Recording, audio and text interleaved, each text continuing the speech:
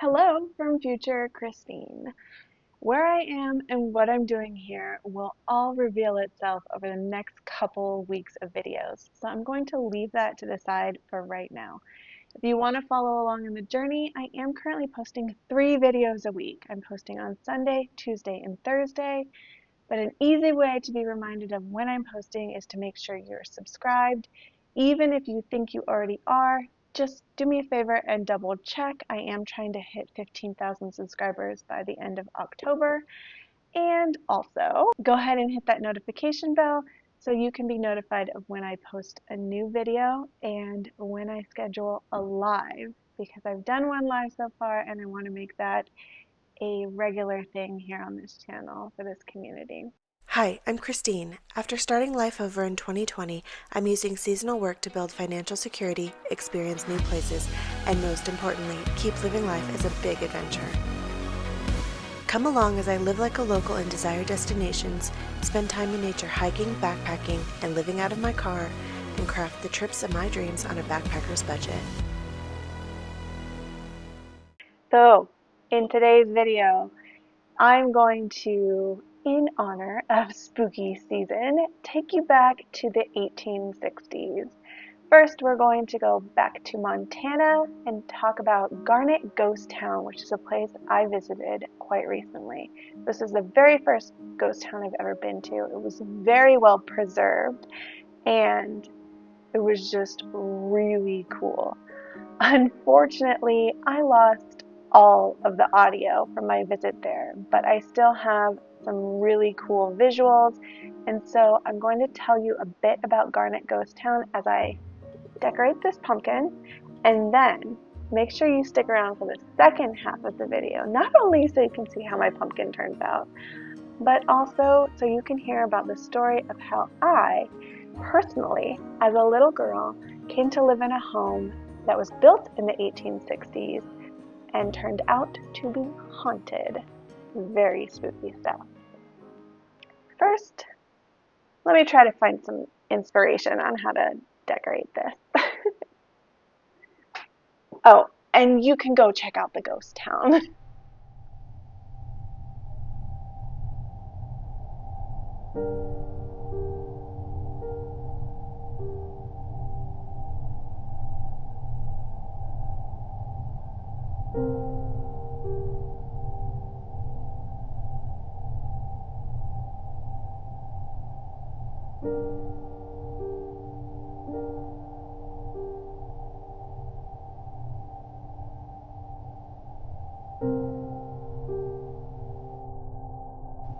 A strike on gold in Garnet Mountain Range in the 1860s brought many prospectors to the range. In 1890, the town, now known as Garnet, was founded to support the influx of placer miners.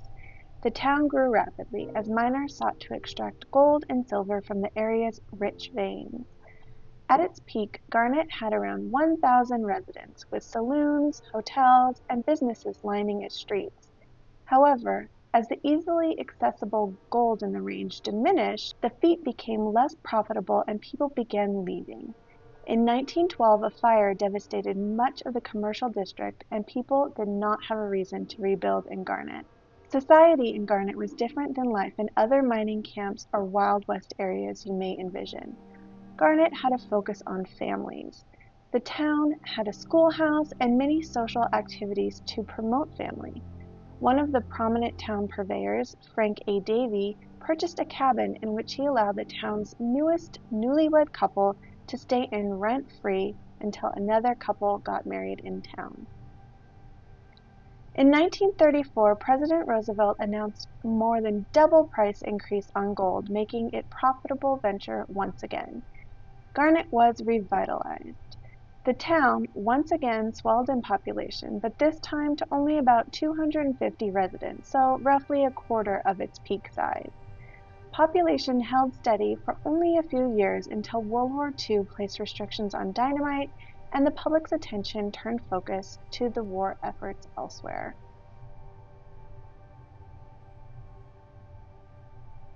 The Mercantile is one of the oldest in Garnet, and it was built before 1898. It was purchased by Frank A. Davy in 1901, and Frank Davy operated the store until 1947. Before moving to Garnet, Davy worked in the grocery department at the Missoula Mercantile, and he received the patent for the Garnet claim, so much of the town was built on his land, but it never made him rich. After the Wells Hotel closed in the 1930s, Frank Davy moved into the kitchen. Upon his death in 1947, Garnet officially became a ghost town.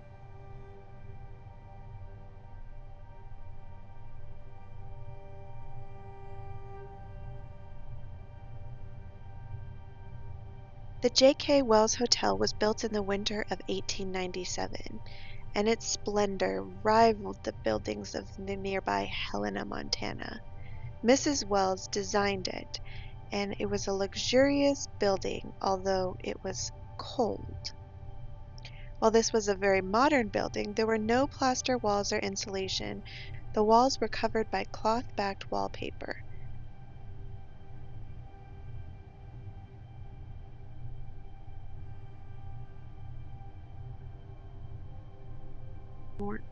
In the grand dining room, such events as the Grand Masquerade, the Hard Times Ball, and the St. Patrick's Day Calico Ball were held.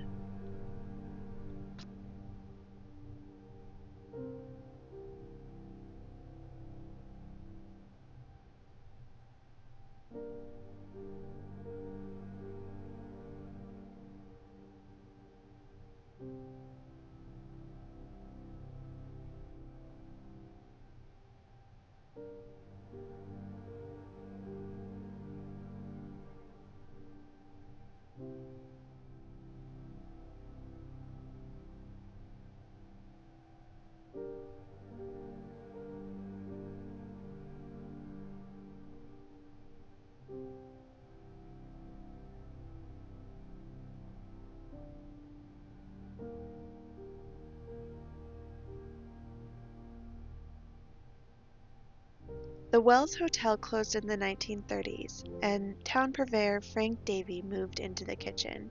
He maintained several rooms for visiting friends, but in unkempt rooms, mushrooms grew out of the still-made beds.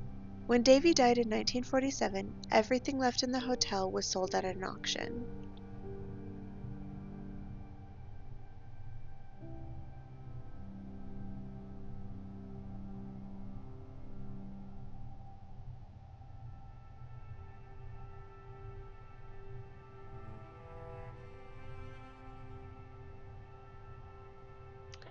Well, alright. Enough about a ghost town that doesn't really involve any ghost stories, at least not on my part. And I will say, Garnet had great vibes. It did not feel spooky at all.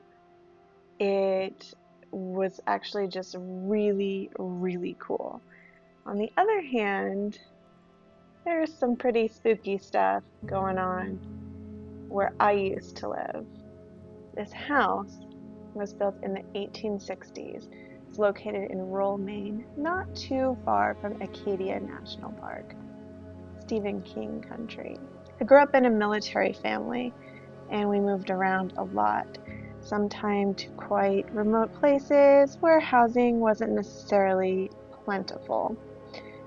But we had to be there. We had to be in that area. So, as in this case, we were moved, stationed to this area in Maine where military housing on base, military housing was not available. There was a waiting list, in fact.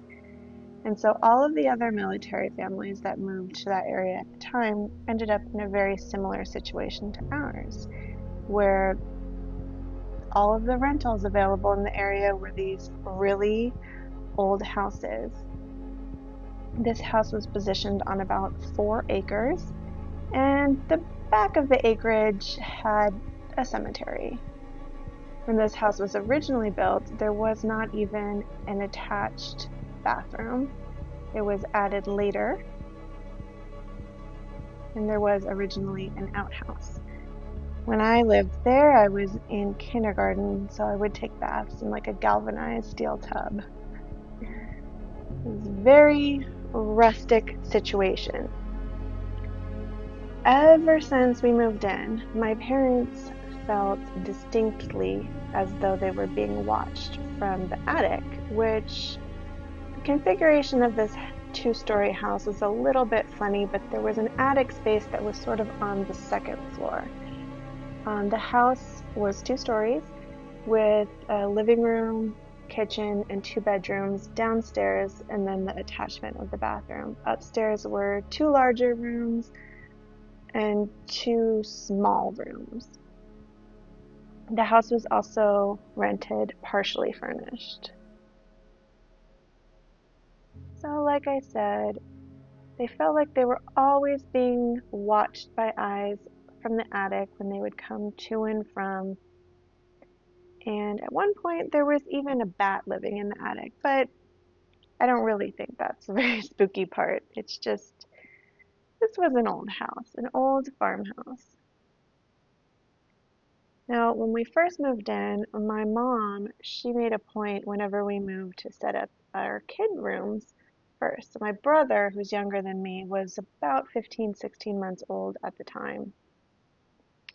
She set up his room, which was located downstairs. Then she went upstairs, and when she came down again, where she had set up all of his toys throughout the room, they were now all under his bed. And my brother did not do this. So that was the first sign that something was really wrong. Over the next period of time, even sometimes while my dad was away on a ship, because he was in the Navy, we would encounter some more strange things in the house. Something that my sister experienced was some visitors that she got, and she would tell my mom about them. 2 of the visitors that she would frequently get in the middle of the night were called the fat girl and the skinny girl, and they would join her in bed and twist her toes. So she started sleeping with a giant teddy bear so that there was no room for them in her bed. And my sister is only about 1.5 years older than me, so she was maybe 6, 7 at the time that this happened. Probably like 7, yeah. So she was still very young. In our closet, because we shared a room, by a man she called Abraham Lincoln because of the way he was dressed. Now, something that's a personal memory of mine, because the incident was a little bit startling and maybe slightly traumatic, probably more so for my mother, is one time when my dad was away, she heard crying in the middle of the night. And my sister and I shared a room upstairs. Her bedroom was downstairs, as was my brother's. And she grabbed a shotgun, came running up the stairs, barging into our room. And I remember her saying, "Who's crying?" Not that she was mad at us, but she was afraid that someone had gotten into the house and they were causing us to cry. However, we were both fast asleep. Neither one of us had been crying. So she pulled all 3 of us kids into her bed in her room and sat at the edge of the bed with a shotgun for the rest of the night because she was so sure of what she had heard. There were many, many other creepy incidents that occurred in this house. And sometimes all it takes is just to sense the energy of something to know that it's wrong. And the house definitely had a dark and volatile energy, which is in fact why the owner of the house had moved out and no longer lived there. And she told that to my parents after they were moving out. So as soon as housing became available on base, they moved into housing and they moved out of the rental haunted house. And when they went to help the owner winterize the house by placing plastic over the windows, she told them that she didn't live in the house because of violent feelings, a violent aura in the house. And she also told them that at some point in history, that house had been a foster home or orphanage. It was found out that the foster children were improperly taken care of, if you catch my drift. And sadly, they were sort of kept in the attic room, which still to that time had images drawn on the walls of that room. Very eerie. A bit later, my mom, in this very small town in coastal Maine, runs into a woman who had been the occupant, the tenant of that house before my family moved in. And she said, "I didn't want to say anything while you were living in the house, but now that you've moved out, can I ask, did you experience anything strange in that house?" And the strange things that she was asking about were whether or not children were heard crying throughout the night, which in fact my parents had experienced. And the other strange thing was that her child, who was about the age of my sister, also observed something very similar to the fat girl and the skinny girl. I hope my travels take me back to this area at some point in the future, because I would be interested to see that house again and that whole area.